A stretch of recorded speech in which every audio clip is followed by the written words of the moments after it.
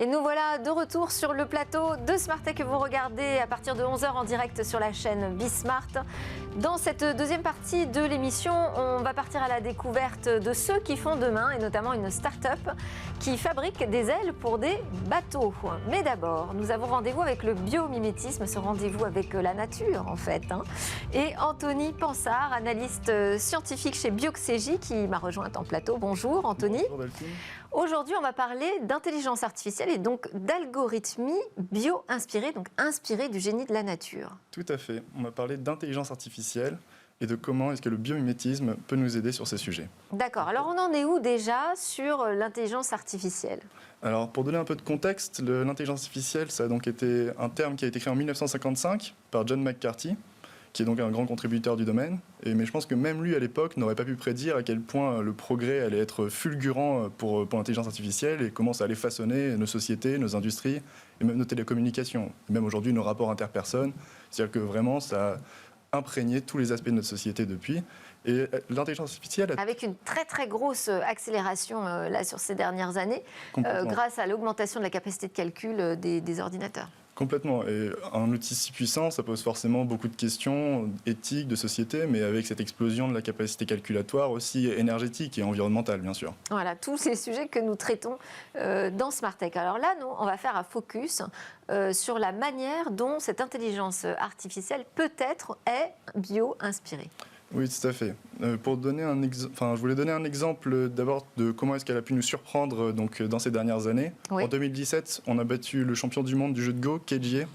Donc c'était très surprenant parce qu'en fait c'est un jeu où l'IA avait beaucoup de mal a priori. 20 ans avant, une IA battait Garry Kasparov, le champion du monde des échecs. Et à cette époque-là, on ne battait même pas un débutant avec un algorithme à ce jeu-là. Donc ça a été vraiment une grande surprise et c'est comme ça dans tous les domaines. Dans les 20 dernières années, les capacités, les domaines d'application ont explosé. Et ça a créé des rêves, des craintes. Et en particulier, dans ces rêves qui ont gagné beaucoup de traction ces dernières années, il y a la voiture autonome. Donc c'est vraiment un grand rêve qu'on a depuis des années et que des personnes qui innovent tous les jours cherchent à mettre en place. Et j'aimerais vous montrer comment le biomimétisme... Alors c'est ce que j'allais dire, parce qu'on parle souvent de réseau de neurones oui, bien sûr. Pour l'apprentissage machine. Donc on sent qu'il y a une bio-inspiration forcément inhérente à l'IA. Bien sûr, et l'intelligence artificielle, ça s'oppose à l'intelligence naturelle. Donc l'idée, c'est que nous, l'intelligence qu'on connaît, c'est l'intelligence que la nature crée depuis des millions d'années et teste. Donc elle a une avance considérable par rapport à nous qui n'avons créé de l'intelligence que depuis quelques décennies finalement. Et donc c'est assez logique de s'en inspirer. Et on pense chez Bioxégie qu'un des meilleurs systèmes d'information qui existe, c'est peut-être celui qu'on a tous dans notre tête, finalement, notre cerveau, qui nous a permis de créer une civilisation et de nous élever au sommet de la chaîne alimentaire et d'être là aujourd'hui. Mais alors, l'image de notre cerveau humain, on voit bien à quoi ça peut ressembler. En revanche, on ne connaît pas très bien encore ce cerveau. Oui, complètement. Notre cerveau, il accomplit des prouesses en termes d'efficacité énergétique. Il faut dire qu'il ne consomme que 20 watts. C'est beaucoup moins que le spot qui est en train de m'éclairer actuellement, par exemple, ou qu'à n'importe quel ordinateur. Et on a aussi des prouesses en termes de capacité d'abstraction. On apprend à partir de très peu d'exemples. L'algorithme qui bat KGA en 2017, il s'était entraîné sur 30 millions de parties. Alors que, bien sûr, son adversaire n'avait pas eu le temps en une vie d'en faire 1%. Donc c'est des capacités que le cerveau a et qu'on peine à comprendre finalement. La neurologie cherchera toujours à élucider ses secrets de quels sont les moyens par lesquels il y arrive. Et c'est d'ailleurs des sources d'inspiration très importantes en algorithmie bio-inspirée, ces théories neurologiques de comment est-ce que notre cerveau réussit à être aussi efficace, à résoudre des problèmes aussi variés avec aussi peu d'énergie, en étant entièrement biodégradable. Et donc avec ces capacités d'abstraction et d'adaptation à des nouveaux problèmes qu'on ne trouve pas dans l'intelligence artificielle.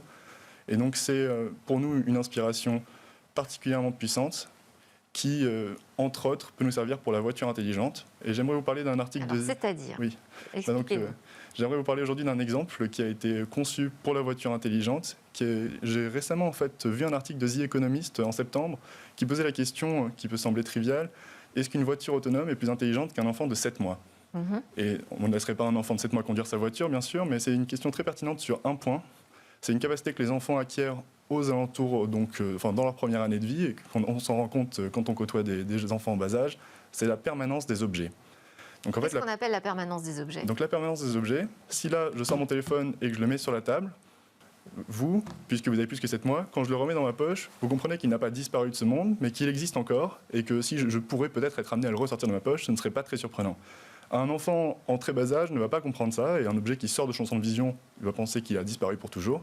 Et ça peut être aussi le cas, en fait, des voitures autonomes qui n'ont pas forcément cette notion de permanence des objets. Et donc c'est une innovation qui porte sur ça, qui a été créée par DeepMind, dont on parlait précédemment, qui est donc une pointure du domaine de l'informatique. Qui appartient au géant Google.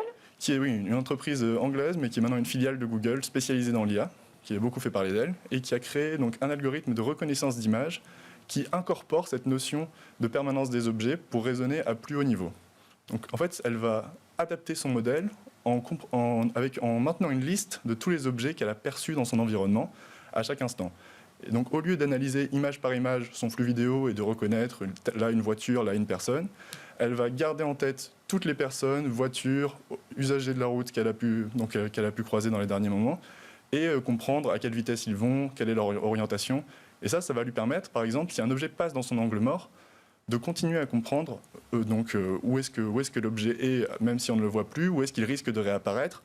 Et donc ça va permettre d'être Donc c'est-à-dire que non seulement il s'agit de stocker, garder en mémoire l'ensemble des objets qui passent dans le champ visuel, on va dire, de la voiture, mais en plus de faire des prédictions.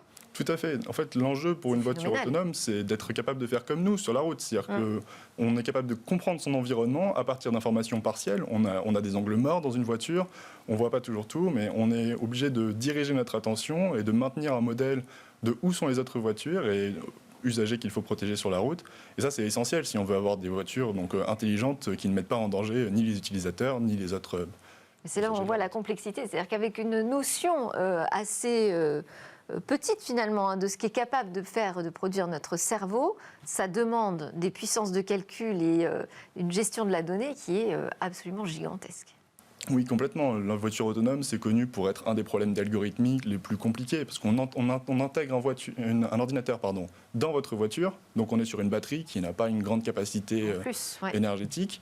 On va à très haute vitesse, on doit avoir une analyse en temps réel qui est presque infaillible, parce que sinon c'est des risques inacceptables. Merci beaucoup Anthony Pansard, analyste scientifique chez Bioxégie, de nous avoir parlé de cette IA qui est bio-inspirée et qui cherche à copier notre cerveau parfois. On suit le chemin de l'innovation dans Smartech avec à découvrir des ailes fabriquées pour des bateaux.